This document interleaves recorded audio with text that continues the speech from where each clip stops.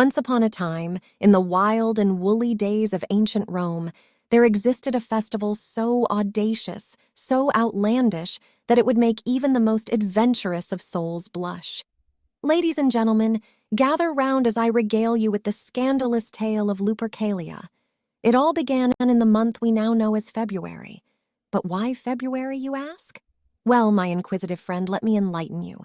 You see, the Romans, in their infinite wisdom, named their months after gods and rulers. February, however, had a less than glorious origin. Legend has it that it was named after Februa, a feast of purification that took place during this frosty time of year. Oh, the irony! February would soon be associated with anything but purity. Now let's dive headfirst into the debauchery that was Lupercalia. Picture a raucous gathering of young men who were part priests, part party animals, clad in nothing but the skins of freshly slain goats. Yes, you heard that right. These men were the Luperci, and they were about to set the city of Rome ablaze with their peculiar antics. As the festivities began, the Luperci would run through the streets, whipping anyone who dared cross their path with the bloody goatskins.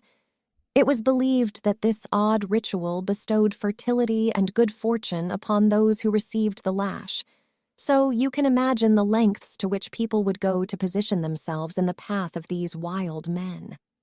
But that wasn't the end of Lupercalia's audacity. Oh no. Once the whipping was done, it was time for a little game called matchmaking on steroids. Names of eligible young maidens were collected in an urn, and the young lads would take turns drawing the names of their potential partners for the year ahead. Talk about leaving fate in the hands of chance. But wait, there's more. As the night wore on, and inhibitions vanished like smoke in the wind, the Luperci would engage in a little something called feasting for fertility. Now, before you conjure up images of gourmet delicacies, let me stop you right there. This feast involved nothing more than a sacrificial goat and copious amounts of wine. As the wine flowed freely, inhibitions were loosened, and the Romans indulged in passionate encounters that would make even the most seasoned lovers blush. And so, Lupercalia became a festival synonymous with wild revelry and unbridled passion.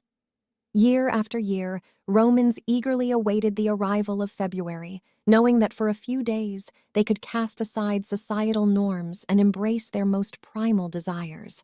Alas, as with all things, Lupercalia eventually met its demise.